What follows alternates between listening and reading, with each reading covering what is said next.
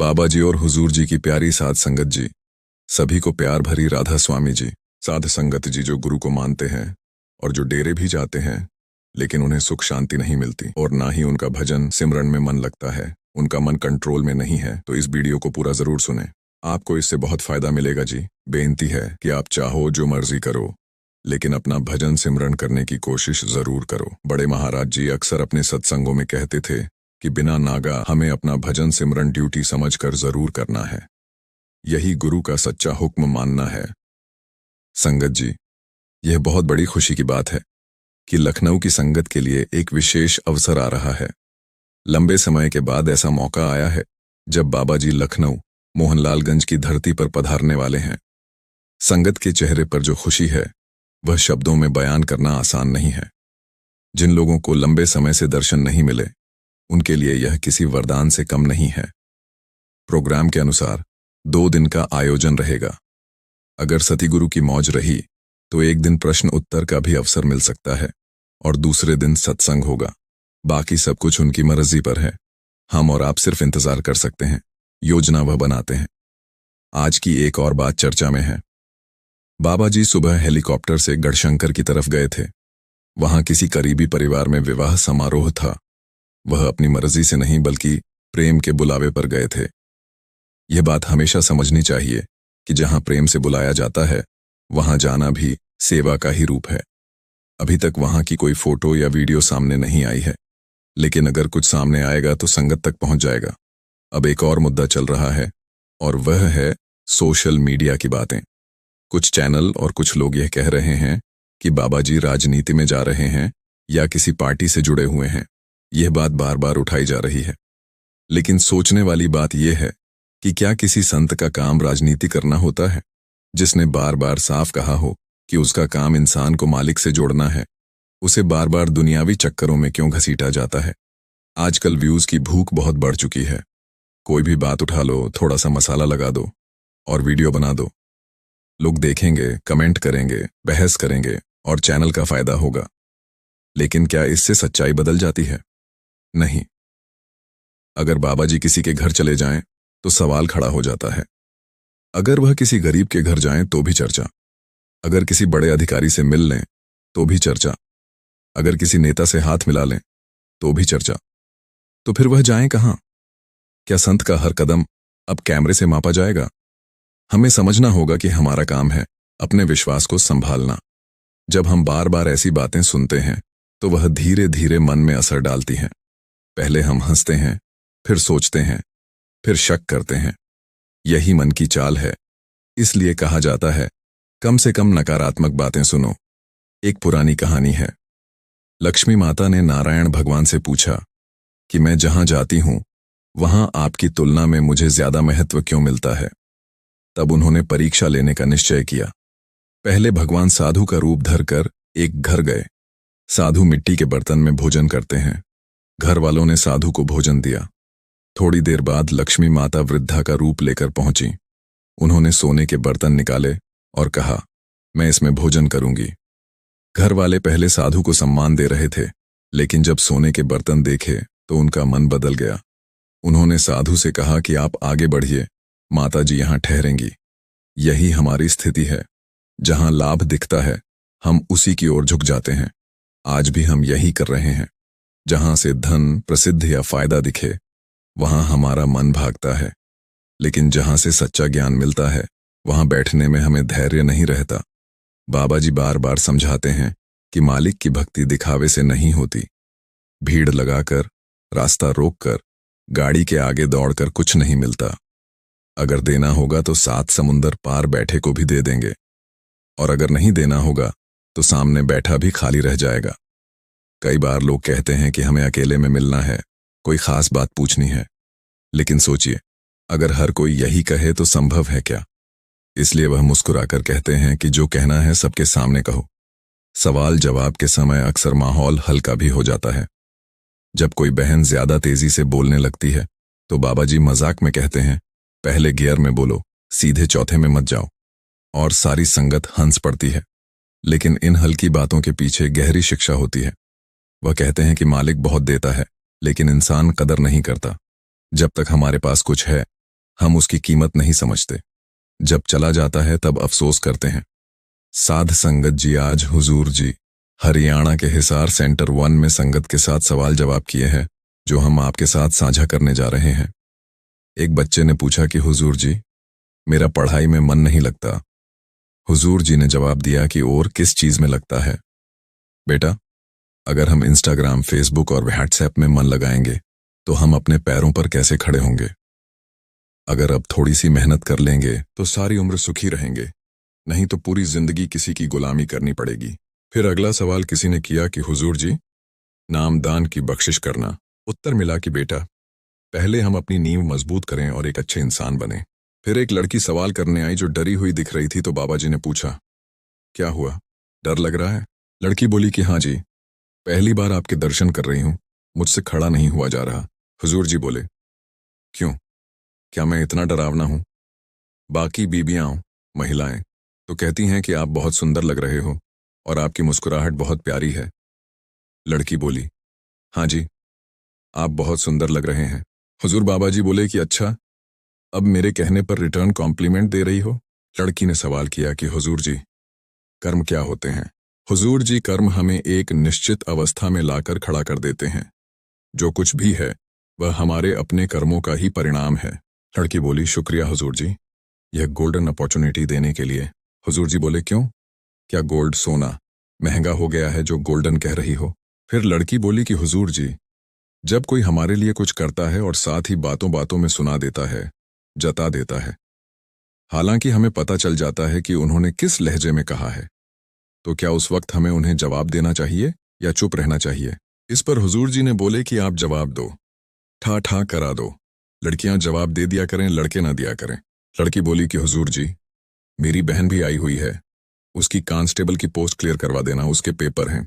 हुजूर जी बोले कि बेटा, परमार्थ और इन चीजों को आपस में नहीं मिलाना चाहिए। तुम कुछ और अंदर की बात, रूहानियत की बात पूछ लेती। फिर लड़की बोली कि हुजूर जी, मेरी बहन की विनती थी। फिर हुजूर जी बोले कि अच्छा, कितने नंबर चाहिए? तो लड़की ने कहा कि 95%। इस पर हुजूर जी बोले, इतने तो मेरे भी कभी नहीं आए। पूरी संगत हंसने लगती है। एक बहन ने कहा कि वह निर्णय नहीं ले पाती। जवाब मिला कि कभी कभी सरल तरीका भी अपना सकते हो।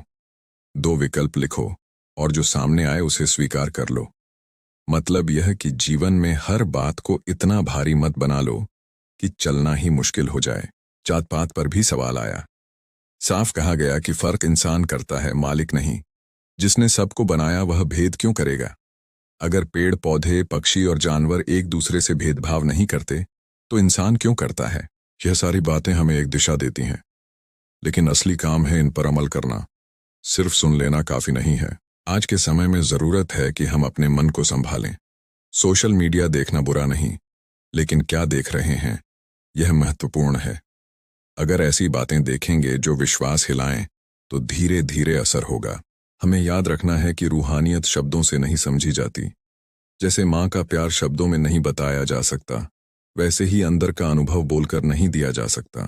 इसलिए जब लखनऊ का ये अवसर सामने है तो इसे उत्सव की तरह देखो, लेकिन शांति के साथ। भीड़, शोर, दिखावा नहीं, असली तैयारी अंदर की होनी चाहिए। बाकी सब उनकी मौज है। हमें सिर्फ शुक्र मनाना है और इंतजार करना है।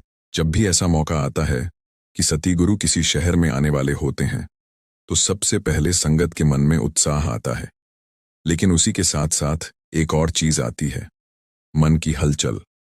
कोई सोचता है मुझे आगे बैठना है, कोई सोचता है मुझे सवाल पूछना है, कोई सोचता है मुझे व्यक्तिगत दर्शन चाहिए। लेकिन सच यह है कि जिसको जो मिलना है वह पहले से तय है। हम अक्सर यह भूल जाते हैं कि रूहानी रास्ता भाग दौड़ का नहीं, धैर्य का रास्ता है। अगर हम बाहरी उत्साह में बह गए तो अंदर की तैयारी अधूरी रह जाएगी। बाबा जी बार बार यही समझाते हैं कि मालिक से जुड़ना है तो मन को शांत करना सीखो। कई लोग कहते हैं कि हमें अंदर से दर्शन क्यों नहीं होते, हमें अनुभव क्यों नहीं होता। लेकिन जब पूछा जाए कि दिन में कितनी देर सिमरन करते हो तो जवाब बहुत छोटा होता है, हम चाहते बहुत हैं लेकिन करते कम हैं। प्रश्न उत्तर के दौरान एक युवक ने कहा कि लोग उसका फायदा उठा लेते हैं। वह मदद करता है लेकिन बदले में उसे सम्मान नहीं मिलता। जवाब मिला कि अगर मदद बदले की उम्मीद से की जाए तो वह सौदा बन जाता है। सेवा का अर्थ है बिना शर्त देना। अगर सामने वाला धन्यवाद न भी दे तो भी हमारे कर्म कम नहीं होते। ये बात बहुत गहरी है। आज का समय ऐसा है कि हर काम के पीछे अपेक्षा जुड़ जाती है। अगर हम किसी को समय दें तो बदले में सम्मान चाहते हैं। अगर हम किसी की आर्थिक मदद करें तो चाहते हैं वह हमारा नाम ले। लेकिन जहां मालिक की राह है वहां हिसाब किताब नहीं चलता। एक और सवाल आया कि नकारात्मक सोच कैसे रोकी जाए, क्योंकि मन बार बार गलत दिशा में चला जाता है। जवाब मिला कि मन को खाली मत बैठने दो, उसे अच्छे काम में लगाओ। अगर घर में हो तो घर की जिम्मेदारी निभाओ। अगर पढ़ाई कर रहे हो तो पढ़ाई में मन लगाओ। अगर सेवा का मौका मिले तो सेवा करो। मन को जब काम नहीं मिलता तो वह उलझन पैदा करता है, इसलिए खाली समय को भी सही दिशा दो। यही कारण है कि कई बार मजाक में कहा जाता है कि अगर बहुत बेचैनी है तो झाड़ू उठा लो और घर साफ करो। यह मजाक जरूर है, लेकिन संदेश साफ है, काम में मन लगाओ। एक बहन ने कहा कि वह बहुत जल्दी घबरा जाती है, उसे लगता है कि सब कुछ खत्म हो जाएगा। जवाब मिला कि जितने सांस लिखे हैं उतने पूरे होंगे। चिंता करने से ना एक सांस कम होगी ना ज्यादा। यह समझना जरूरी है कि भविष्य की चिंता हमें वर्तमान से दूर कर देती है, और जब वर्तमान हाथ से निकल जाता है तो फिर पछतावा ही बचता है। किसी ने कहा कि उसने सपना देखा था कि वह सामने बैठकर बात करेगा, लेकिन उसे मौका नहीं मिला। जवाब मिला कि बातें करना जरूरी नहीं, करके दिखाना जरूरी है। अगर हम जीवन में सुधार ला लें तो वही असली मुलाकात है। आज के दौर में एक और शब्द बहुत चल रहा है, मैनिफेस्ट। लोग कहते हैं जो चाहो उसे बार बार सोचो और वह मिल जाएगा। लेकिन यहां स्पष्ट किया गया कि सिर्फ सोच लेने से कर्म नहीं बनते। अगर सोच बार बार दोहराई जाए तो वह आदत बन जाती है और फिर वह कर्म में बदलती है। इसलिए सावधान रहो कि मन में क्या बिठा रहे हो।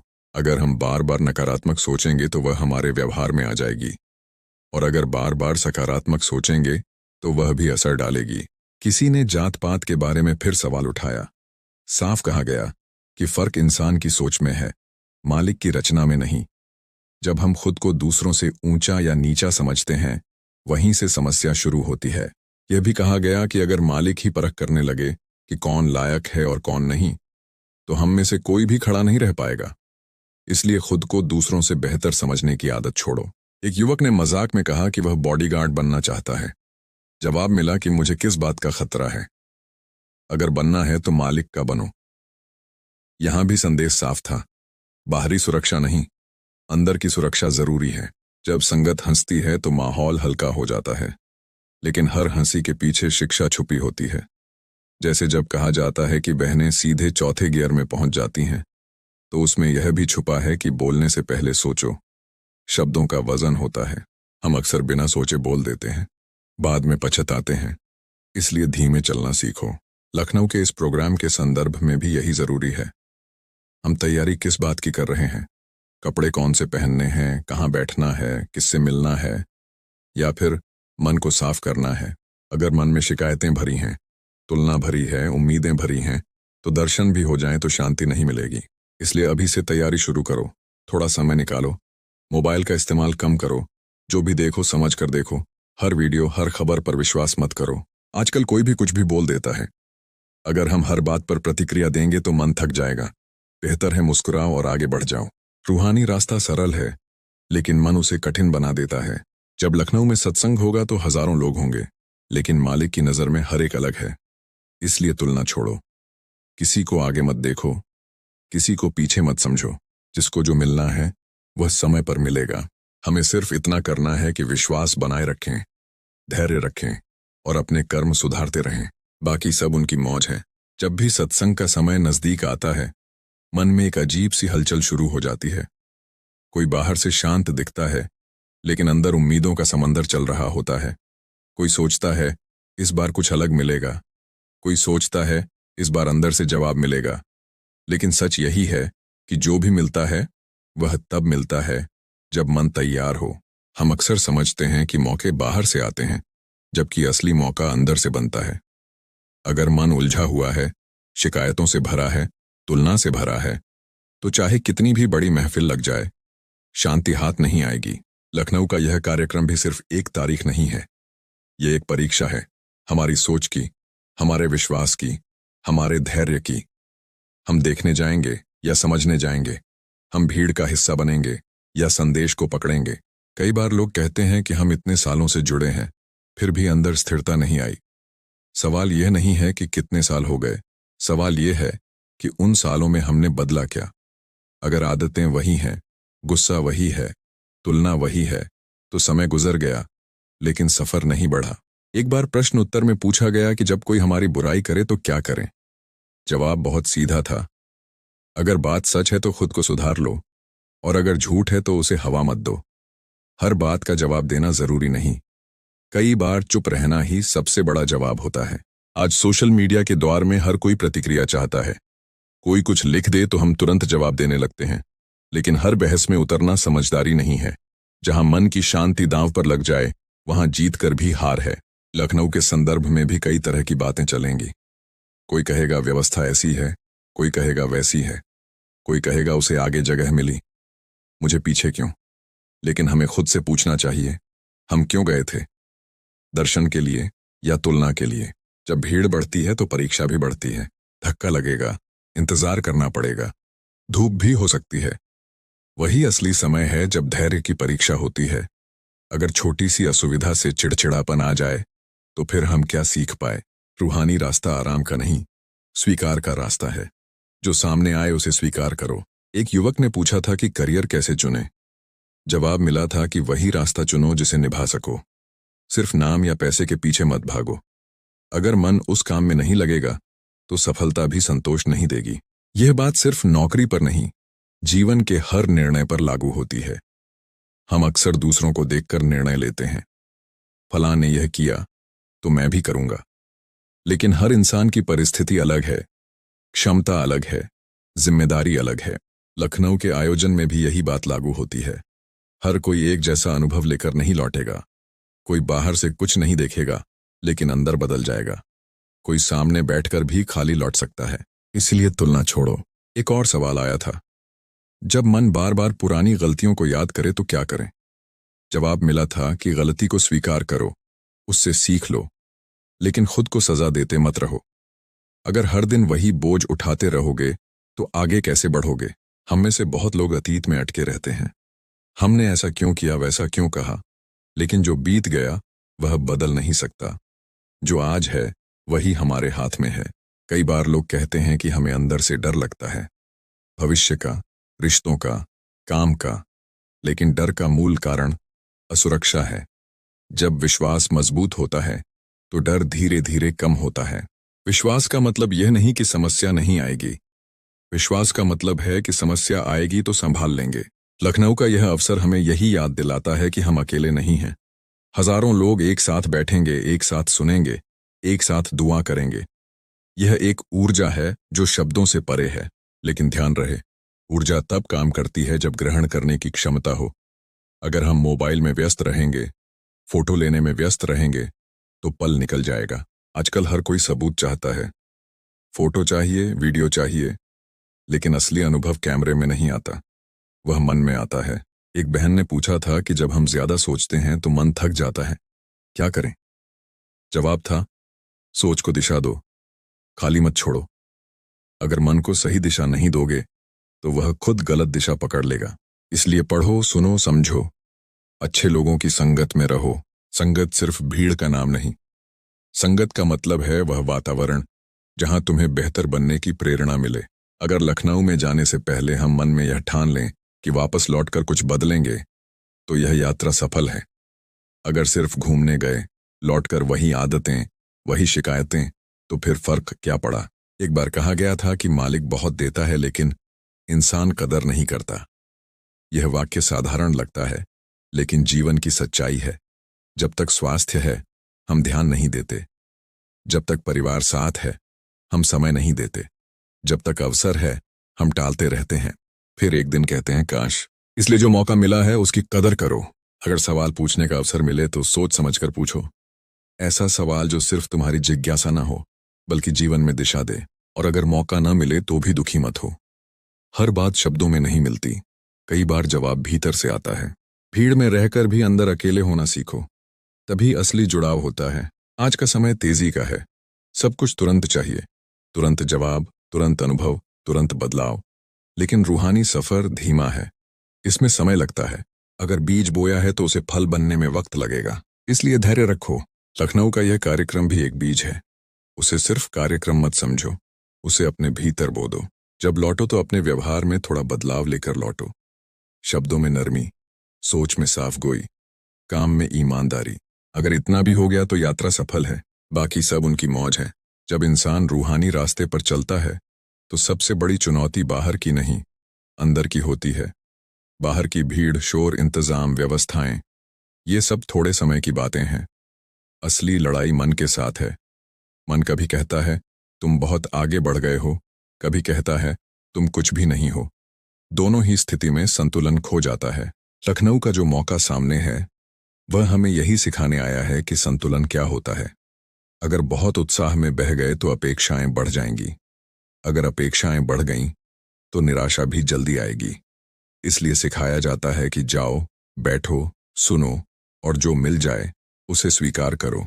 कई लोग सोचते हैं कि अगर हमें व्यक्तिगत रूप से देख लिया गया तो हमारी जिंदगी बदल जाएगी। लेकिन क्या सिर्फ देखने से बदलाव आता है? बदलाव तब आता है जब हम खुद को बदलने का निर्णय लेते हैं। एक बार किसी ने पूछा कि जब हम अच्छा बनने की कोशिश करते हैं तो लोग हमें कमजोर समझ लेते हैं, तब क्या करें? जवाब मिला कि अच्छा होना कमजोरी नहीं है। अगर कोई आपके शांत स्वभाव का फायदा उठाता है तो भी आपका शांत रहना आपकी ताकत है। आज की दुनिया में तेज बोलना, बहस करना, खुद को साबित करना ताकत समझा जाता है। लेकिन रूहानियत कहती है कि असली ताकत नियंत्रण में है। जो खुद पर काबू रख सके वही मजबूत है। लखनऊ में जब हजारों लोग एक साथ बैठेंगे तो हर किसी की सोच अलग होगी।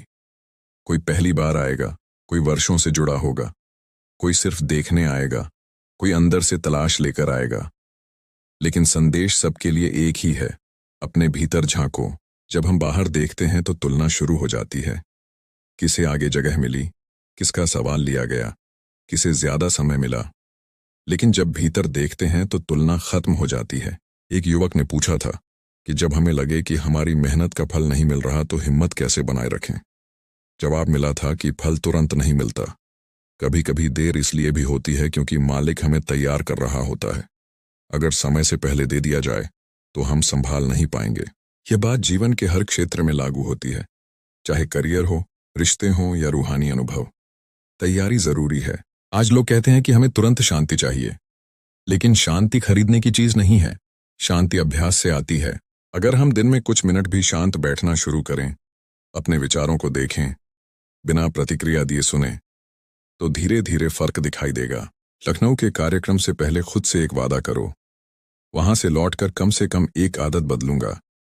चाहे वह गुस्सा कम करना हो, मोबाइल कम चलाना हो या रोज कुछ समय सिमरन के लिए निकालना हो। क्योंकि अगर सिर्फ सुनकर लौट आए और जीवन में कुछ न बदला तो फिर भीड़ का हिस्सा बनकर रह गए।